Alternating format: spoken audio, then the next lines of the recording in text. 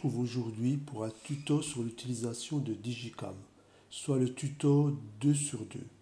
Dans le tuto 1 sur 2, je vous ai expliqué pourquoi utiliser Digicam. Je comprends que son utilisation est contraignante. Si vous n'avez pas trop de photos, il est possible de s'en passer. Maintenant, si comme moi, vous avez des recherches ou le besoin d'analyser vos photos, c'est la solution rêvée. En fait, on va voir essentiellement le fonctionnement de la base de données de Digicam. Au préalable, je reviendrai sur l'organisation de vos photos. Il existe plusieurs méthodes pour organiser ces dossiers photos. Dans ce tuto, je vous explique la méthode que j'ai retenue. En fait, j'ai opté pour la simplification. Mon travail en photo est entièrement regroupé et classé dans le dossier Mes images, ce qui simplifie également les sauvegardes. Je vous rappelle à ce sujet qu'une sauvegarde au minimum, c'est de posséder 2 fois vos données sur des supports physiquement et localement différents. Dans le dossier Mes images, j'ai créé le dossier RAW où sont classés tous mes RAW originaux avec des sous-dossiers par année, qui eux-mêmes sont des sous-dossiers avec la date à l'envers. La date à l'envers, année, mois et jour, permet d'avoir un classement automatique de vos dossiers sans avoir recours à un logiciel de gestion des fichiers. Pourquoi faire compliqué quand on peut faire simple? En principe, je renomme jamais mes fichiers pour supprimer les risques de doublons, effacement, accidentel, etc. De toute façon, on n'est plus sous Windows XP. Tous les systèmes d'exploitation aujourd'hui proposent de voir vos fichiers sous forme de vignettes. De cette façon, si je recherche une photo que j'ai post-traitée plusieurs fois et si je l'utilise dans plusieurs dossiers, avec votre OS, il est simple de la rechercher sur tout le disque dur. À présent, c'est parti pour l'installation de Digicam. Rien de particulier, vous trouverez Digicam ainsi que tous les logiciels pro en photo sur mon blog.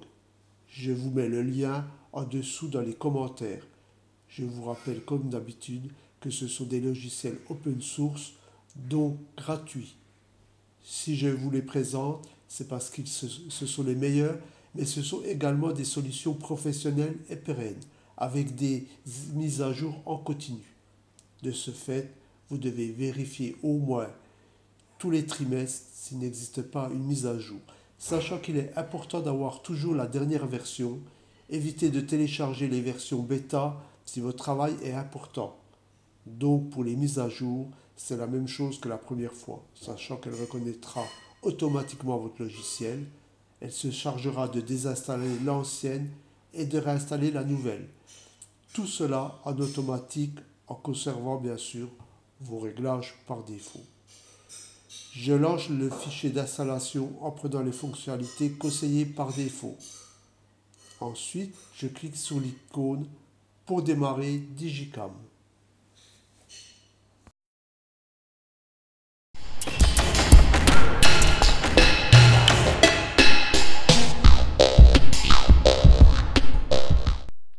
À présent, nous sommes dans mon dossier Mes images. Donc au niveau de ce dossier, c'est important peut-être de l'utiliser en tant que dossier racine, hein, parce qu'on va voir par la suite, du fait qu'on utilise une base de données, on ne va pas pouvoir changer le dossier racine facilement. Hein, donc je vous conseille dès le départ peut-être d'englober tous vos dossiers photos dans un même dossier principal. Et à l'intérieur de ça, j'ai divers dossiers qui sont un petit peu perso. Par contre, j'ai 2 dossiers importants. J'ai mon dossier RAW où je vais classer tous mes RAW. Et on a ce dossier RAW thérapie attente. Hein, donc ça, on avait vu sur RAW thérapie qu'il nous fallait un dossier pour le développement de vos photos. Hein, donc je ne vais pas revenir dessus. Ça a été traité dans mes vidéos précédentes concernant RAW thérapie. À l'intérieur de ce dossier-là, donc RAW, je vais avoir un classement par année.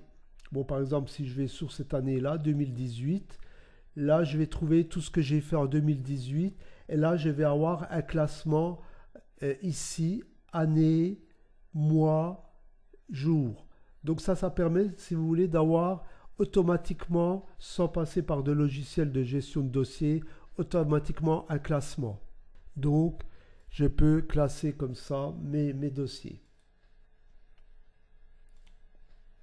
Donc maintenant, si j'ouvre le dossier, un dossier, par exemple celui-ci, là je vais retrouver mes photos. Concernant Rothérapie, hein, c'est pareil, on en a déjà parlé. Et là, le nom que j'ai sous mon fichier, je ne le change pas. Bon, déjà, ça prend du temps. Et en plus de ça, il n'y a pas d'utilité. C'est plus facile pour retrouver un fichier. Hein. Je peux le retrouver partout sur mon disque dur, hein, si j'en ai besoin ou s'il se trouve ailleurs. Donc, je ne préfère pas renommer mes fichiers. De toute façon, aujourd'hui, ça ne sert plus à rien avec les vignettes. Ok, donc voilà au niveau de l'organisation. Donc c'est cette organisation-là qu'on va reprendre sur Digicam. Alors la dernière étape avant de démarrer Digicam, c'est de créer le dossier où on va mettre la base de données. Donc là, bon, sur Windows, c'est relativement simple. Il suffit de faire un clic droit, nouveau, dossier.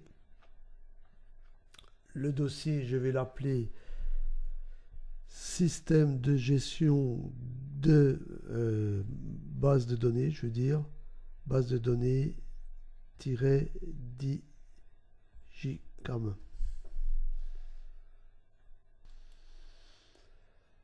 Donc c'est à cet endroit-là que je vais mettre ma base de données. Et donc cette base de données sera sauvegardée en même temps que vos photos. Hein, si vous faites par exemple un clic droit, copier, et que vous allez sur un disque externe et que vous faites coller, vous allez coller toutes vos photos et également la base de données de Digicam. Donc c'est très important de bien la sauvegarder parce que on va voir que ça va être un travail quand même relativement important de tatouer toutes vos photos. À présent, j'ai démarré Digicam. Donc la première chose, ça consiste à faire une configuration de mon répertoire racine et également de ma base de données. Bon, en même temps, je vais quand même changer la configuration de Digicam. J'aime pas beaucoup les écrans blancs comme ça. Je trouve que ça tire un petit peu les yeux, surtout en photo où on a amené à travailler parfois plusieurs heures. Donc ça, c'est très simple. Ça va se faire à ce niveau-là. Configuration, thème. Et là, je vais choisir, bon, moi je vais prendre Black Body qui a un thème foncé, noir, hein, c'est ce que j'aime bien. Maintenant, à vous d'essayer ce qui vous convient bien. Voilà, donc là je suis sur mon nouveau thème Black Body. Ensuite, la deuxième opération, ça va être de la configuration. Donc je retourne dans configuration, configurer Digicam. Alors deux choses à faire qui sont très importantes, c'est de commencer par la base de données. Alors, on va lui donner l'endroit où se trouve la base de données. Donc là j'ai une ancienne base de données à moi, donc je lui peu importe. Donc pour ça vous allez tout simplement faire parcourir.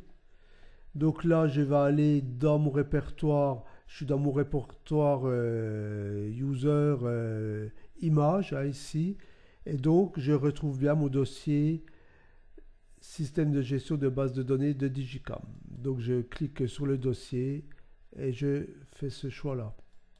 OK. Et donc là, je vérifie que j'ai bien cet endroit-là. Hein, c'est vraiment important de bien démarrer dès le départ. Hein, à ce niveau-là, hein, si vous voulez... le dossier, c'est où se trouve vraiment le cœur du système. Hein, ce dossier-là, je veux dire la base de données. Ensuite, la deuxième chose, c'est sur quelle collection que vous allez travailler. Hein, sur Digicam, vous ne pouvez pas travailler sur un dossier au hasard parce que le dossier est lié à la base de données. Donc, vous êtes obligé de choisir une collection et après, on ne pourra plus modifier le dossier racine de cette collection. Donc, je vais aller ici. Et donc ici vous voyez comment j'ai ma collection à moi. Hein. Donc vous avez tout simplement à cliquer sur ajouter une collection, aller toujours dans mon répertoire mes images et donc de choisir ce répertoire là. Et donc à partir de ce moment là j'ai paramétré Digicam, il est fonctionnel. Hein. Donc deux choses relativement rapides. Après, vous avez des choses que vous pouvez modifier plus tard si vous le maîtrisez. Donc, vue, si vous voulez afficher les noms de fichiers, etc. Idem pour les métadonnées, vous pouvez afficher les étiquettes des visages. Bon, par exemple, puisque vous pouvez rajouter cette étiquette des visages, vous pouvez le rajouter tout de suite parce que cette option-là va permettre à Digicam, sachant qu'il est dans le noyau, on a une forme d'intelligence artificielle qui est capable de étudier vos photos, de les analyser et de déterminer si elles comportent un visage. Et à partir de là, de faire du tri automatiquement. Donc si vous avez 2000 photos et que vous voulez ressortir toutes les photos qui ont des visages, ça peut être une option relativement intéressante. Bon, après modèle, rien de particulier. Ça c'est les éléments pour mettre le nom d'auteur, etc. Donc vous pouvez éventuellement revenir dessus. Ensuite, on a l'éditeur d'image. Bon, ça, moi, je ne l'utilise pas. Éditeur d'image, etc. Table lumineuse, diaporama, ce sont des fonctionnalités que je n'utilise pas sur Digicam. Bon, sachant que, par exemple, l'éditeur d'image est relativement intéressant. Vous pouvez faire des choses puissantes au niveau des photos, des retouches intéressantes. Bon, moi j'utilise un autre logiciel open source, je vous en reparlerai plus tard, mais si dans un premier temps vous voulez utiliser l'éditeur d'image, il est très satisfaisant, il fonctionne très bien. Voilà, après bon, le tri d'image, etc. Donc pas mal d'options. Donc là j'ai terminé, pour l'instant on va partir sur les options par défaut, hormis votre album et votre base de données. Et donc là, il ne me reste plus qu'à cliquer OK. Je vous présente rapidement l'interface. Je ne vais pas faire trop long à ce niveau-là pour ne pas avoir un tuto trop long. Sachant que c'est relativement simple. Comme d'habitude, on retrouve au-dessus les menus à onglets. Bon, qu'on ne va pas beaucoup utiliser. On a vu pour des cas un petit peu spécifiques. Sachant qu'on va pouvoir faire ça depuis l'interface principale. Donc là, si je regarde, j'ai bien mon album et là, ça correspond bien à mon répertoire, mes photos. Donc ça doit absolument correspondre. Comme je vous ai expliqué, vous n'avez pas le choix. Et donc, à partir de là, je retrouve bien de tout ce que j'avais dans mes photos. Entre autres, le répertoire Digicam qu'il ne faut absolument pas renommer. Parce que si vous renommez, il va falloir refaire une importation, enfin réparer en quelque sorte. Donc il est conseillé de ne pas toucher à ce répertoire-là. C'est votre répertoire de base de données. Et donc, moi, je vais faire des tags uniquement au niveau des étiquettes, je veux dire, au niveau uniquement de mes héros. Donc si je vais ici, je vais retrouver mes dossiers héros, donc avec mes années, comme je vous ai expliqué, par exemple si je prends 2019, et donc à l'intérieur, je vais en prendre un au hasard. Voilà, donc je vais bien retrouver toutes mes vignettes. Et donc c'est à partir de là que je vais pouvoir donner des noms. Bon, moi, ils ont déjà été, j'ai déjà mis des libellés. Donc là, par exemple, j'ai Belfort et environ, c'est une ville, etc. Donc on va revenir là-dessus. Donc ici, j'ai mon album. Ici, c'est la partie, on va dire, où je vais utiliser pour rajouter des légendes, des vignettes à partir de ça. Et donc, ici, j'ai cette interface-là qui va me permettre de voir une autre configuration. Par exemple, ici, en aperçu, carte, table. Mon carte, moi, je ne l'utilise pas. C'est si vous avez de la géolocalisation sur vos photos et diaporama. Donc c'est pareil, diaporama, je l'utilise pas non plus. Plein écran, jamais. Et donc, vignette. Alors par exemple, si vous avez besoin d'avoir votre vignette, si je prends une photo hasard et je veux l'avoir en plein écran, il suffit d'aller dessus et de cliquer 2 fois dessus. Pour ressortir du plein écran, je peux faire échappe. Donc vous voyez, c'est assez pratique. Donc ce qui va me permettre d'ailleurs à partir de là, quand je pars en photo et que j'ai remis mes photos, mes héros ici dans mon bon répertoire, c'est à partir d'ici que je vais pouvoir effacer mes photos qui ont un problème, hein. Je vais très bien, si je fais un plein format, je vois tout de suite, hein, si ma photo elle est floue ou si je la veux pas, etc. Et donc à partir de là, il est simple de supprimer la photo, hein. Voilà. Donc je vais pouvoir utiliser Digicam pour faire un premier tri avant de passer sur Rothérapie. Donc maintenant, on va voir comment créer les étiquettes, hein. C'est l'utilisation principale de Digicam, c'est de pouvoir mettre des étiquettes, de trier vos étiquettes, hein. Par exemple ici, je peux lui ajouter une étiquette du style c'est un arbre ou un ciel. Bon, tout ça va vraiment dépendre également de la manière dont vous avez besoin de trier vos photos. Tout le monde n'a pas la même finalité, hein, au niveau de la photo, donc tout le monde n'aura pas les mêmes choix. On vient de voir la notion d'album et également comment faire le tri de vos photos avec Digicam. À présent, on va voir comment créer vos étiquettes. Je choisis pour l'exemple un dossier qui ne comporte aucune étiquette. Et cela se passe dans la colonne droite et dans l'onglet Légende. Donc ici, vous avez vos onglets. Et donc là, j'ai bien mon arborescence ici. Par contre, si vous démarrez Digicam pour la première fois, vous n'avez pas d'étiquette. Celle-ci va dépendre de vos besoins. Une personne qui est fait essentiellement du paysage n'aura pas les mêmes besoins qu'un photographe d'oiseaux. Lui aura besoin de faire le tri en fonction de la race de l'oiseau. En fait, il sera beaucoup plus précis dans son domaine.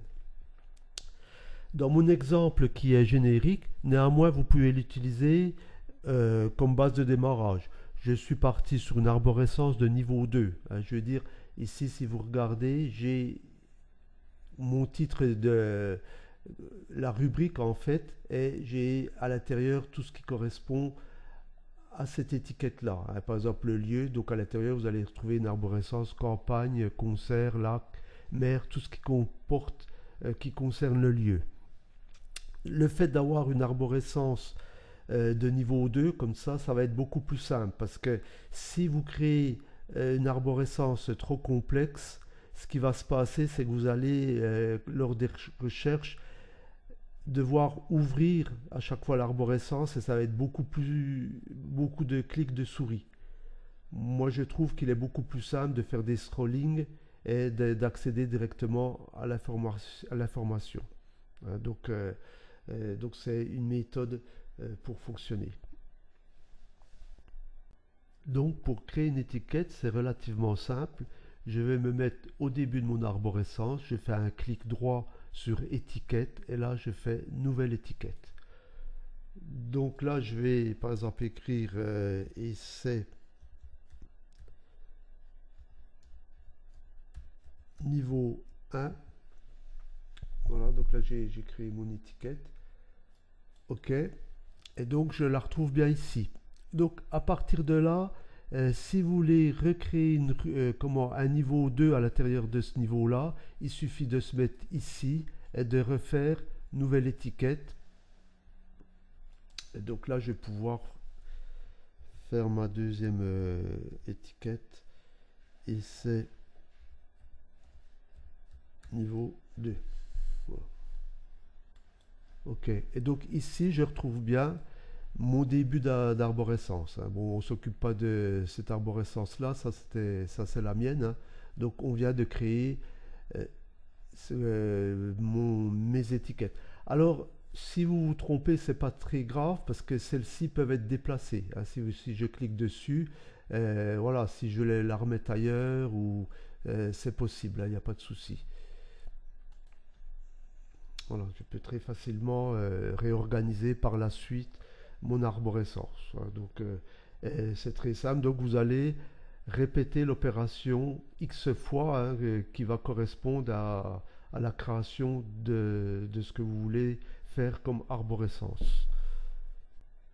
Maintenant que vous avez créé votre belle arborescence, il va falloir attribuer donc les étiquettes à vos photos. Donc là, c'est encore relativement simple, hein. Il suffit de prendre la photo en question, hein. Donc je peux mettre par exemple si vous êtes parti en balade quelque part et que tous vos photos vont avoir la même étiquette, vous cliquez ici, donc là il vous met tout en inverse vidéo et on va mettre une étiquette à tous ces photos là. Par exemple si je lui mets l'étiquette qu'on a créée, celle-ci, voilà, donc je clique sur la case et si je fais appliquer, vous voyez, donc là il m'a rajouté essai niveau 1 à toutes mes étiquettes, à toutes mes photos.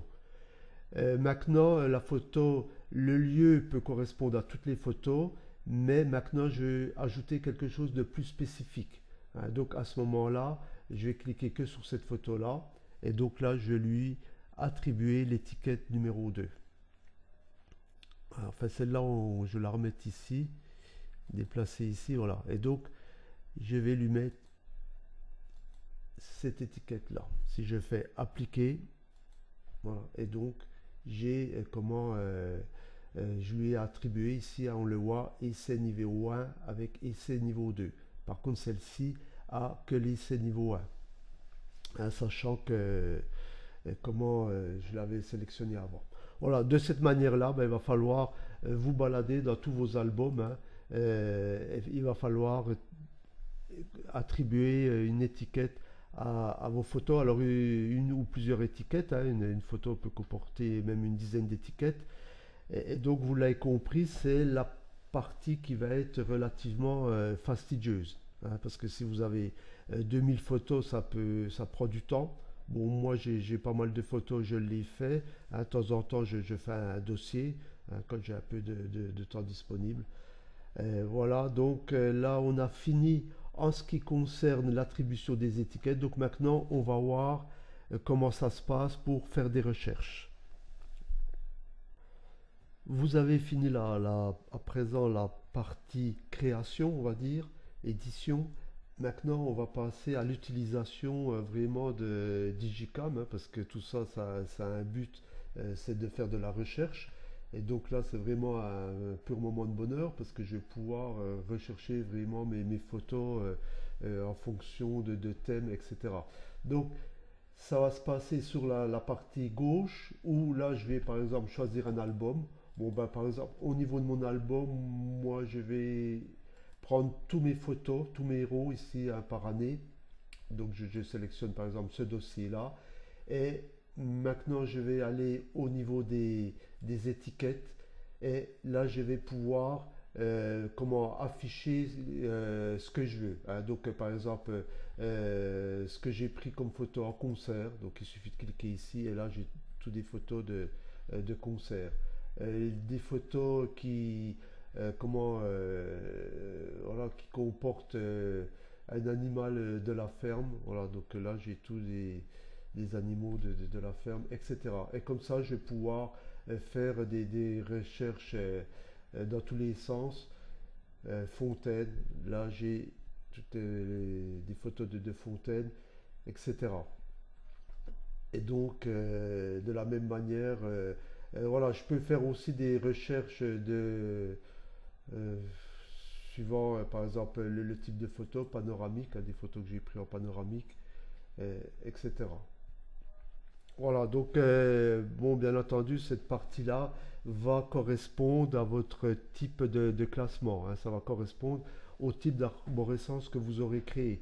Alors, au niveau de la création d'arborescence, je peux utiliser un petit peu comment de la même manière, si vous voulez, par exemple, là j'ai mes photos panoramiques, mais je voudrais refaire une sélection à l'intérieur de ces photos-là. À ce moment-là, je peux aller ici pour les créer et à partir de là je pourrais remettre une nouvelle étiquette.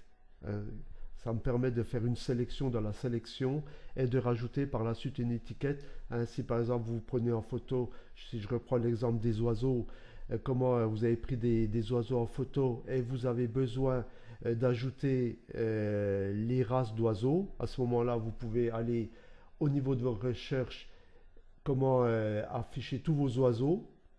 Et après, à partir de là, eh ben, vous pourrez, sur chacune des étiquettes, lui remettre une nouvelle étiquette concernant la race de l'oiseau. Voilà en ce qui concerne la recherche à l'aide des étiquettes. On va voir à présent un autre type de recherche. Donc là, j'ai choisi mon album. Donc je vais faire des recherches sur tous mes photos RAW que j'ai ici, hein, le dossier qui correspond. Donc là, ça correspond par année. Hein. Voilà, je vais faire une recherche dans tous ces dossiers-là. On a vu la recherche par étiquette. Bon, vous avez également d'autres recherches, hein, donc je veux pas, vous pourriez mettre des étiquettes de couleurs, des étoiles à vos photos. Hein, ça c'est, moi je vous donne les clés pour vraiment bien démarrer sur Digicam. Après, à vous de vous balader. Hein, c'est des fonctionnalités qui sont relativement intuitives, donc elles ne posent pas de problème. Par date, hein, c'est pareil, on va pas en parler. Mais ce qu'on va voir qui est très important, c'est les recherches avancées. Donc la recherche avancée, ça va fonctionner sur les exifs de vos photos. Ce qui veut dire que même si une personne ne veut pas tatouer ses photos, ne pas mettre de libellé sur ses photos, il peut utiliser Digicam pour faire le tri de ses photos et éventuellement faire des recherches grâce à ce tableau-là. Hein, sachant que c'est une fonctionnalité relativement puissante, donc je vous en ai parlé dans le premier tuto où je vous expliquais pour l'achat d'un zoom par exemple, il peut être intéressant de montrer, de sortir tous ces photos, hein. Par exemple si vous faites beaucoup de photos 70 ou avec une focale 200, etc. et d'analyser ce qui est le plus intéressant pour vous à partir de vos photos, le travail qui correspond le plus à ce que vous voulez faire, etc. Donc on va pouvoir faire ce type d'analyse grâce à ce tableau-là. Alors là, on va pouvoir par exemple rechercher avec l'appareil photo, avec un tas de critères. Hein. Bon, le critère par exemple classique, c'est de dire je voudrais sortir tous mes photos que j'ai fait avec une longueur focale de 16 mm par exemple. Donc là, je vais mettre 16. Alors à chaque fois, ça va être une fourchette. Hein. Donc si vous voulez uniquement le 16 mm, il va falloir le remettre ici. De la même manière, je pourrais mettre de 16 à 25 hein, si je cherche, enfin 24 si je cherche tout ce que j'ai fait par exemple au grand angle. Et donc là, je vais faire tout simplement OK. Et donc lui, il va me rechercher toutes mes photos que j'ai fait avec du 16 mm. Voilà. Donc vous voyez, c'est très très puissant. Et donc de la même manière, après je peux faire, si je retourne ici dans recherche, je vais réinitialiser. Je pourrais par exemple, avec un temps d'exposition extrêmement long, par exemple on va mettre 30 secondes. Est-ce que j'ai fait beaucoup de photos avec ce temps d'exposition? Ouais, voilà, donc là je vais faire OK. Voilà, donc là il me trouve effectivement des photos qui ont été faites avec une exposition de 30 secondes. Voilà, donc comme ça, c'est très simple, hein, il suffit de remplir la ligne qui correspond. Ici, vous pouvez réinitialiser. Voilà. D'ailleurs, là, je pourrais vérifier au niveau de cette photo. Si je clique dessus, et ici, si vous allez sur ces propriétés, voilà, donc si je vais dans propriétés, je vois bien exposition 30 ici. Donc ça vérifie bien ma recherche.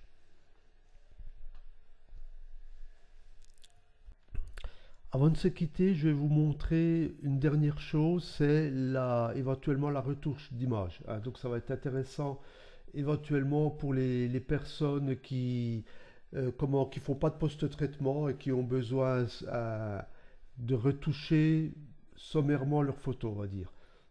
Mais sachant que on a des outils relativement puissants. Donc ici, vous allez dans l'onglet outils. Voilà, et donc vous avez éditeur d'image. Donc avant, je vais choisir une image quelconque. Hein, on va aller, voilà, par exemple, voilà celle-là. Et donc j'ai besoin de retoucher cette photo. Donc je la charge au préalable. Ici, outils, éditeur d'image. Je clique 2 fois. Et donc là, je suis dans l'éditeur d'image. Et à partir de là, j'ai des outils. Je ne vais pas passer tous les outils en revue. Hein, mais vous voyez qu'on a énormément d'outils. Vous pouvez ajouter une bordure, faire du noir et blanc, etc. Donc il vous propose. D'ailleurs, le noir et blanc est un outil relativement puissant. Hein. soit du générique, soit voilà, il vous propose des tas voilà, de méthodes pour retoucher vos photos. Donc c'est très très convivial, ça c'est vraiment très sympa. Voilà, donc j'ai des tas d'outils comme ça que je peux comment utiliser. Donc là, il suffit, une fois que j'ai ma bonne retouche, de faire annuler. Si je vais dessus, oui, si je vais dessus, il me montre mon original, et là, il me le remonte retouché. Donc il suffit de faire annuler, et là, je peux partir sur un autre outil. Donc voilà, je peux faire une distorsion, de l'autocorrection, etc. J'ai même la possibilité de créer des images empilées. Bon, c'est à vous de, maintenant que vous savez où ça se trouve, c'est à vous de vous balader et de tester, mais franchement, c'est vraiment des outils bien pensés, je trouve relativement professionnels dans la démarche. Voilà, donc on a terminé pour ce tuto et je vous dis bye bye.